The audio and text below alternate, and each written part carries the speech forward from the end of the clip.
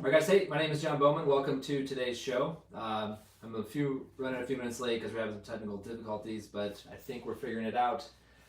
Today's topic is about shot put. It's a topic that comes up a lot with my audience, and today we're going to talk about the rotation versus the glide, and kind of which one is better, which one should you do, and a little bit of my story with it. Want you to know that if you enjoy my content, the easiest way to support me is through buying a shirt, and you can check them out through the link in the description of this video. And also, if you want to join into today's conversation, leave your comments and questions in the chat next to the video, and I will get to answering them here in a little bit.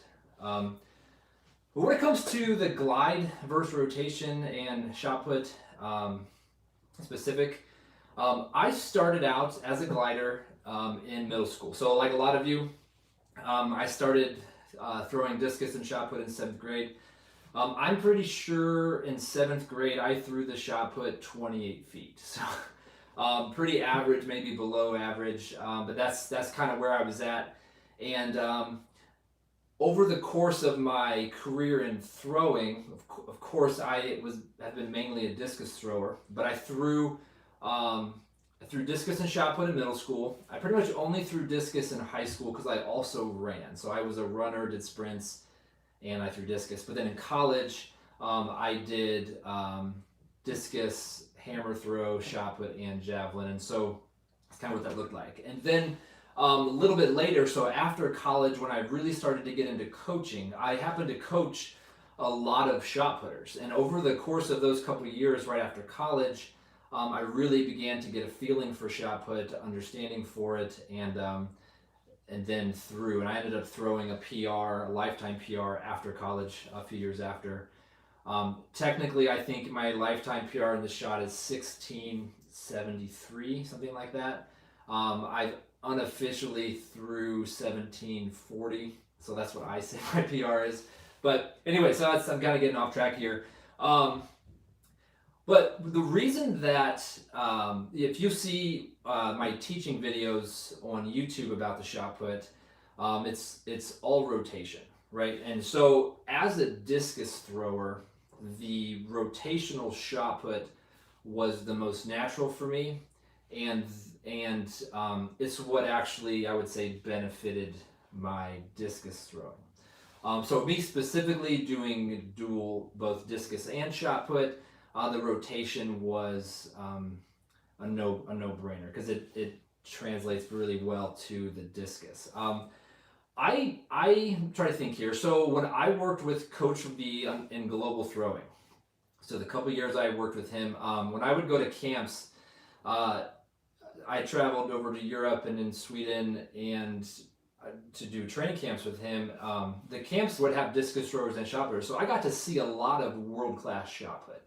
And it was those times that I worked with global throwing. Although I was doing discus, I got to watch shot put practices and really got to understand it. That's also the same time when I was coaching it. And what I have learned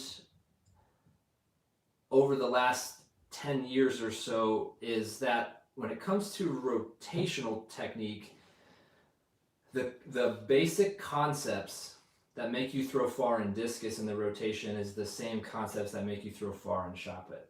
Now, I'm not saying the techniques are exactly the same, but the concepts of body posture and how you produce power, they are the same. And so a lot of the methods and the methodology of teaching and working on pushing the shot put, pushing the implement, learning how to rotate on your feet are all very similar to the discus. And I've found tons of success coaching shot put in that manner.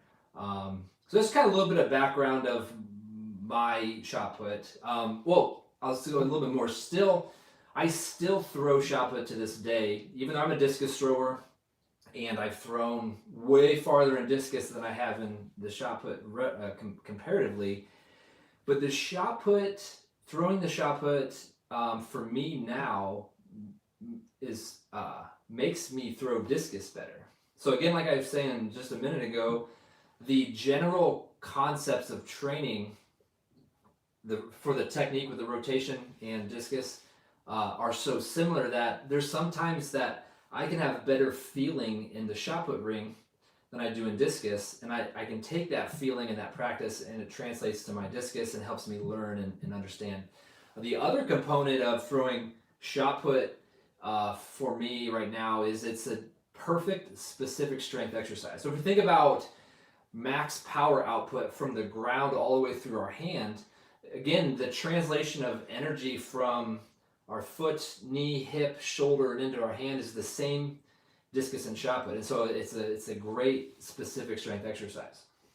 But let's go into today's topic and talk about the rotation versus the glide and which one should you do. So I'll start off with the rotation. That's right. I'm no scholar in shot put, but if you look at the last several decades, went from everybody gliding to people doing the rotation. The world record, far throws were set in the glide, and then it was rotational shot putters. If you look at today's throwers, you have more elite rotational throwers than you do shot put, or than you do glide. I'll say one is not better than the other, but I will say that for a lot of people, I would say maybe most people, the rotational technique unlocks things that the glide technique can't, right? So if you're a smaller thrower, the rotation is going to give you a bigger chance for success than say the glide, right? So if you have some height limitations or let your arm length or just whatever, the rotation makes up for that. And so there's some small or shorter shot putters that have thrown really far. I think of like Reese Hoffa. If you've ever seen him throw, wildly powerful. And one of the reasons he can be that powerful is because the rotation. And what the rotation does compared to the glide is it allows a longer time for you to apply force to the shot put. And so, just think in the glide, both the glide and the rotation, the most basic principles, you have the sprint and you have the push. So in the rotation, obviously you're turning around in the back, you're sprinting forward, twisting, landing in your power position, and then pushing. In the glide, you are kicking straight back, but that's still your sprint. You're flying in a straight line back, land in your power position, and push implement. So they both have a sprint, they both have a push, but the rotation, you're applying force to the ball for a lot longer period of time, and that's how you can end up with some more power. Now, for some people, so that's why I lean towards teaching the rotation. There's a couple reasons. One is that because for most people, it can unlock more distance. And being a coach and being in this involved in this technique for so many years, I understand far throws and shot put. I understand it. I'm very confident in my ability to teach someone to spin. That's important, and that's kind of what I'm doing. For some people, I lost my train of thought there. For some people, the rotation. Oh, let me say. So that's why I teach it. The other reason I teach the rotation is because I never successfully did the glide and shot put. So I did it in middle school, just a little bit in high school. I didn't do the glide in college, so I don't have the years of experience as a glider or as someone who's coached the glide. I'm more experienced with rotation, so that's what I lean towards teaching, and makes sense for me. Now, so this is where I want to start the conversation of shot put versus glide. So there's going to be people where shot put is the best option for them, right? And there's going to be some people where the rotation is the best option. Quick overview of this: the glide is a little bit quicker to learn, and the rotation is a little bit longer to learn, right? So there's a difference there. I'm not going to say that the shot put glide is easier than the shot put rotation because um, although it's a shorter movement, it's a quicker movement, it's not easy, right? So have you ever tried to do it? You are shooting yourself in a back in a straight line, and you're trying to stay wrapped and stay on top of your back leg so you can push. Man, it's hard. Like we all want to just open up and kind of miss it. So I'm not saying it's easier, but it is. But I think you can learn it quicker. Um, um, so that's kind of a quick overview of shot put versus glide and kind of why I lean towards rotation. It's not because I think rotation is better per se, but I think it does unlock some more distance for a bigger percentage of the population. Um, the other reason I would do the rotation is if you also throw discus.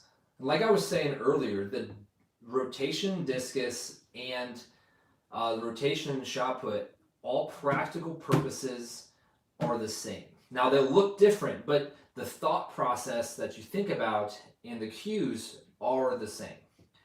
Now, when you start throwing far, over 20 meters, right, over 60 feet, over 65 feet, the shot put may have more intricate details that are specific to shot put compared to discus. And just same like if you're throwing over 60 meters in discus, there's some intricate details that are discus specific. So I'm not talking about super high level. I'm talking about for people who are beginning to throw or who are coaches and they're trying to have teach their kids so that they can have a successful season. And so what I'm trying to say is if you are in middle school, or if you're in high school, and even for a lot of college athletes, the thought process of the rotation with discus and shot put is very similar. So what I'm trying to say is if you're a discus thrower, I would recommend throwing shot put, doing the rotational shot put technique, because the rotational shot put training makes your discus better, and then your discus training makes your shot put better. That's a win-win. It always works. It's great. Where I would suggest someone to do the glide would be if you yourself or you don't have anybody around you that is familiar with the rotation, then I would stick to the glide because you can.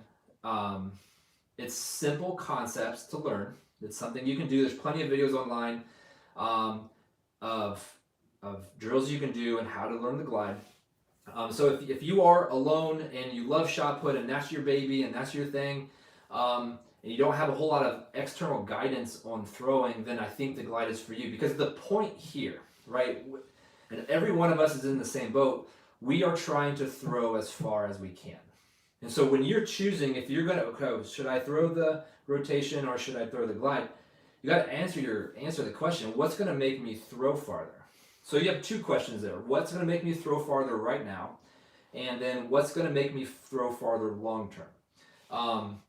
And sometimes that answer is glide, and that's perfectly fine. Glide is a well done glide is beautiful, and it's powerful, and it's fun to watch, and it's by no means lesser or more basic. There that. The other reason, or the two other ways. So another reason that I would suggest someone to do the glide would be is if they have a particularly good stand throw. Like if they can just go front of the toe board, maybe they're new to the sport and they just launch the stand throw. Some people do. I've seen it before. People with awful technique, and they throw 60 feet from a stand throw in the shot put. It's like, I don't what? That kind of person maybe should do the glide because they have some incredible ability, lots of power, and so let's just get them at least in the start. Let's just get them a little bit more speed and a little bit more energy so that they can throw farther. The other reason that I would recommend the glide for someone is if you are a female multi-athlete, right? If you're doing a heptathlon or something, and a shot put is a piece of it, you're not also throwing discus. So you're throwing the javelin and you're throwing the shot put. there's going to be a little bit of overlap between the shot put glide and say javelin training. So I feel like that lines up better, because again, remember, the ultimate question is what makes me throw farther. That's what we're doing. That's why we're doing this. So if you I would choose the glide if you don't have much information about the rotation, you don't have anybody helping you. The glide's going to be a better option. You're going to learn faster. I would do the glide if you've got an incredible stand throw, you're still relatively new to the sport, and you're going to see a lot of success. I would do that. And then again, I would do the glide if you're a multi-athlete, and the glide makes sense, right? Because again, think about a multi-athlete, they're doing a lot of events and they have limited time to work on the technique. Now, I would recommend the rotation if you or the person working with you, your coach, have a little bit of rotation knowledge or are willing to invest the time to learn. Because again, for a lot of people, the rotation can give you more success. It may take just a little bit longer. It may take 2 years or so to really figure it out. But it's worth the wait, man. It is worth the effort, because you can throw pretty far. So I would do that. And again, the reason why I do the rotation is because it meshes with discus really well. It serves as another mental and physical training for the discus rotation, and also for specific strength exercises. So I know that was kind of a lot. So let's hop on to questions. So I'm going to open up to some questions now. I see, hey, Running Shoes, glad you're back. Businessman 2579 from Texas, hey man. Hello from State College, Pennsylvania. Awesome, glad you guys are here. So leave in the chat, what do you do? Do you rotate or do you glide? I'd like to know. And then also, do you have any specific questions about shot put specifically?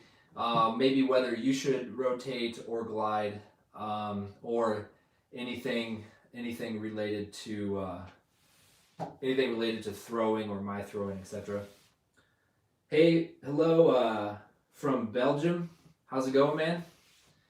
You know what the coolest thing is so I've been doing YouTube, working hard for throwing content on YouTube for about 3 years. So it was February of 2018, I decided I was going to put a lot of energy into YouTube.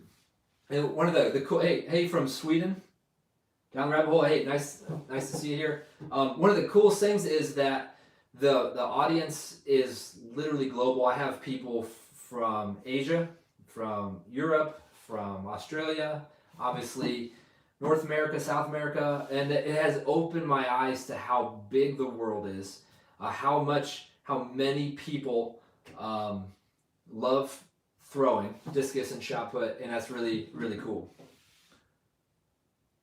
All right, Running Shoes, you do rotational. I love that. Me too. Learning stage. So you say you're doing the rotation, but you're in the learning stage. I completely understand. Like, I would say for a lot of my athletes that I work with, it can take 3 months to really get a good grasp on the feelings and some of the concepts of the rotation.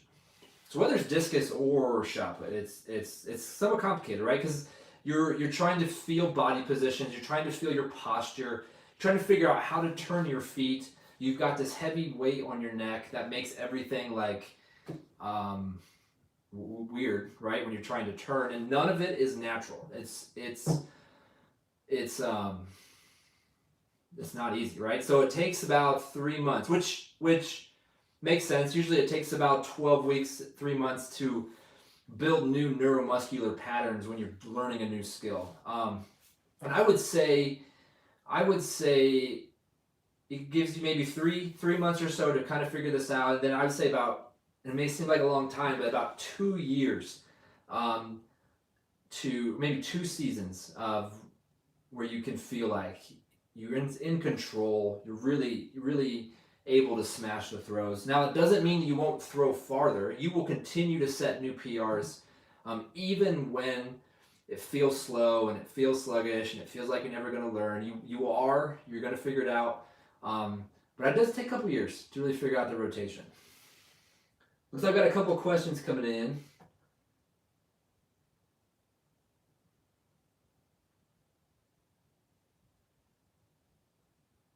I'm not sure I understand the question. What's the best spin or glide achieve long distance?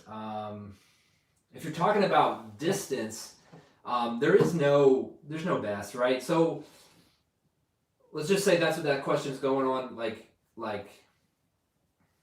what do you shoot for? Like, how far should you throw? I mean, it depends on your ability, it depends on your coaching, and it depends on your work ethic, how much time you can put in. Those things are what make you throw far or not. But relatively, man, like, I've always been like a goal setter. So you say like I'm starting something new, like, or I'm throwing shot put. Like just even recently, I'm in my 30s and I'm throwing more shot put. I want to throw 18 meters. Will I? I don't know. Is that far? Yes, but also it's not far. You know what I mean? Depending on what you're looking for. So what I would do is you'd get a goal in mind, like maybe you want to throw 15 meters or 12 meters. It just depends where you're at.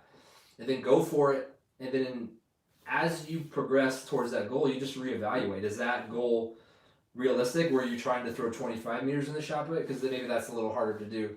But anyways, that's that. All right, here's a great question. Should I keep throwing discus and shot put outside when it's really cold and snow? Or should I just focus on power in the gym? Okay, so I've got two responses to that. When I was younger and throwing, like high school and in college, I threw outside in the snow. And if you look through some of my older YouTube videos, there's a couple on there I'm in the snow. Throwing in the snow isn't always helpful, right? So especially with shot put and discus, your hand's cold, and how the implement feels on your hand is super important, right? And so if your hands are freezing and the implement's freezing and you don't have great connection, you're not going to throw well. So if it's awfully cold, I would say you don't need to take throws. But what you can do is do drills. If you have a med ball, like, okay, so like half of throwing far is being able to push the shot put or discus. And the other half of throwing far is how quick you can spin. So even if you can't actually throw outside because it's snowing, like you mentioned, you could be in the gym. You could do series of drills in the gym with a medicine ball, working on spinning, working on pushing.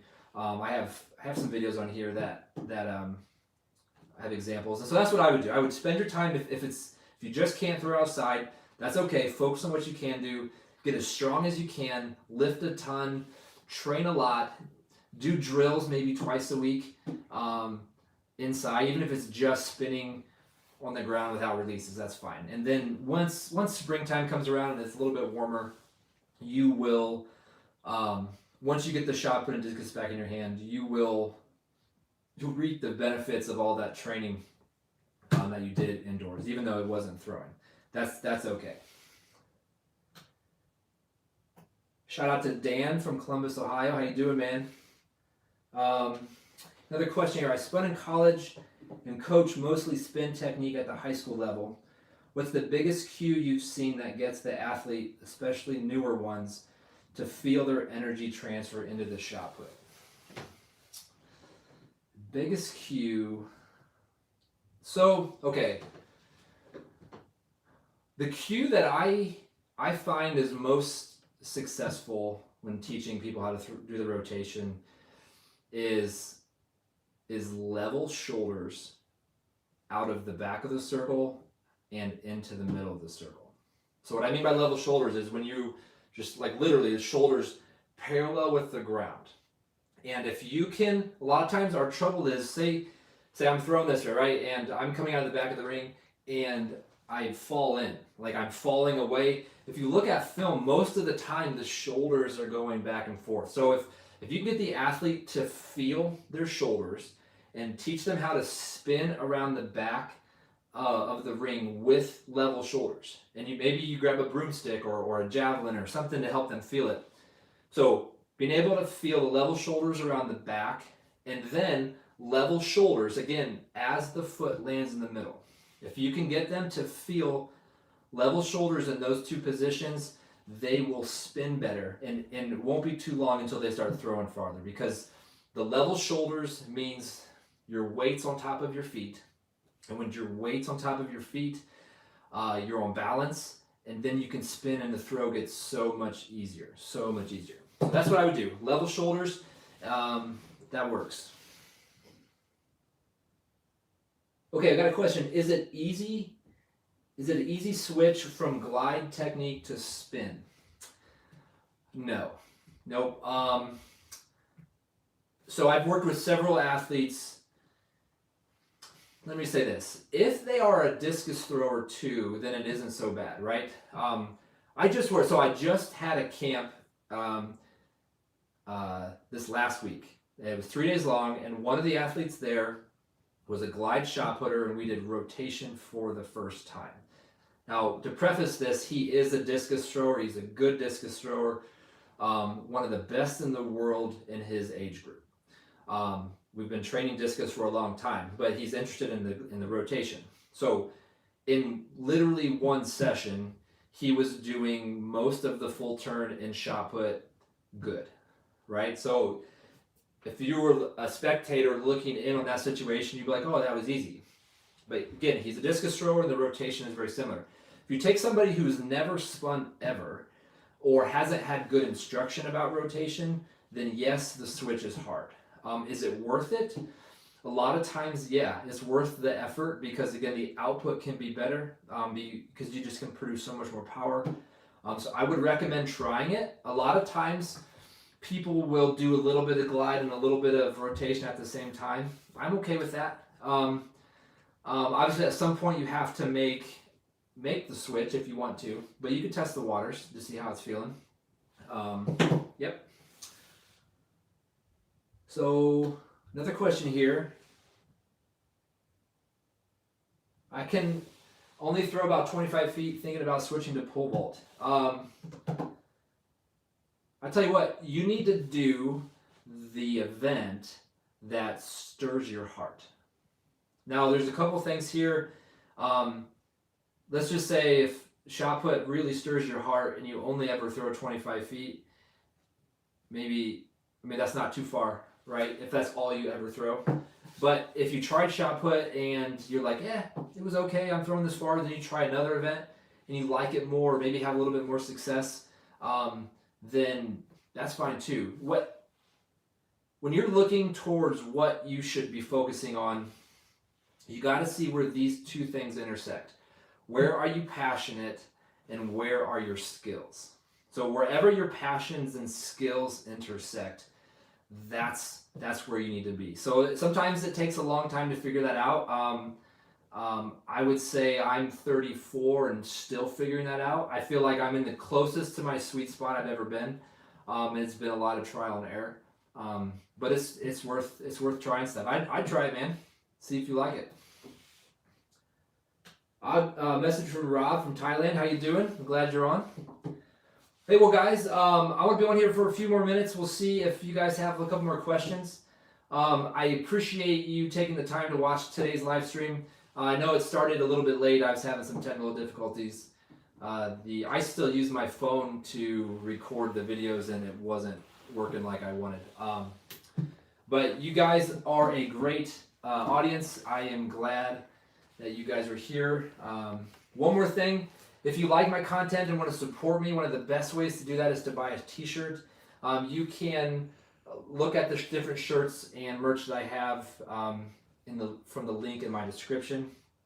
Also, if you want to join my email newsletter. So right now there are over 2,700 coaches and athletes from all over the world, all over the United States, everywhere that are on my email newsletter. And so I send out emails a couple times a month, has maybe updates about videos or some training stuff, and it's also where you learn about my latest training resource. So if you are interested in that, in the link in the description, you can sign up to join my newsletter. I would recommend it if you like throwing discus or shot put. That's what I do.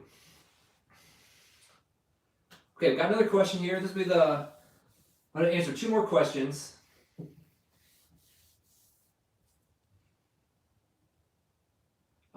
How to train speed. So this is from Down the Rabbit Hole. How to train speed. So in throwing, speed comes from, I'm going to say 2 things. The first, speed comes from repetition. So if you do the same things, the same movement 10,000 times, you're going to be fast at that movement, right? So that applies to the throwing. If you do the glide or the rotation or any drill you're doing, the more you do that drill, the faster you're going to get at it. The second way you train speed is through appropriate sports training. So I'm talking about weightlifting, so squats, anything that's making your legs stronger, the Olympic lifts, sprints, jumps, plyometrics, the right amount of stretching. Those things make you fast. And so what I would do kind of general is you're going to want to hit each group of muscle group a couple times a week. You're going to want to throw three times a week minimum, maybe 4. That's how you get fast. And it takes a little while, but you give yourself a couple years of hardcore training, you will be fast. Okay, another question here. Importance of throwing shoes in rotational technique. Which shoes are good? So the rotational shoes are a must if you're going to do the rotation, right? So if you've never seen them before, a rotational shoe has a very flat, smooth bottom, and that it just reduces the friction of when you're turning. And turning, everything's about turning. If your foot can't turn easy on the ground, you're going to really struggle with rotation. Which shoes are best? My favorite shoes are Nikes. I've been wearing Nikes since college, and for me, they are the nice balance between hardness and texture. You know what I mean? Now, I know some people who the Nikes do not fit their feet. Like, their feet and the Nikes, they just don't match. They don't mesh. So that's not a good shoe for them. So I would say you got to find a shoe that fits your foot. And then secondly, you will need to find a shoe that feels good to you when you're turning. That just takes time to kind of figure them out. Again, I like Nikes. They're firm and they're easy to turn on. So that's what I usually recommend.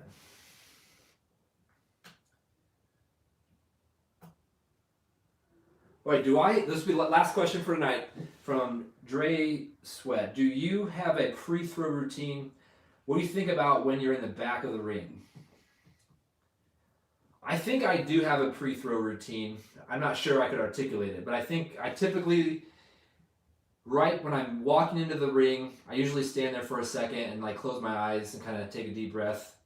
And usually I'm visualizing what am I going to do on my very first movement, and which is the back of the ring, turning around my left. And so I take a deep breath. I try to bring myself down, bring my energy down a little bit, concentrate. Because for me, my technique is makes or breaks on the very first movement. So I'm right-handed, so I'm turning around the left. If I don't keep my left hip strong, if I let my hip break down and I let my foot stop turning, then the whole throw goes away, and I'll throw 5 to 10 meters shorter than if I did it right. And so I'm just focusing hardcore on the cue that I know works. And for me, it's posture, level shoulders, and keeping that lower body nice and rigid. That's what I do. So that's my pre-throw routine. Well, guys, that's it for today's show. Thanks so much for joining me. I will see you next week.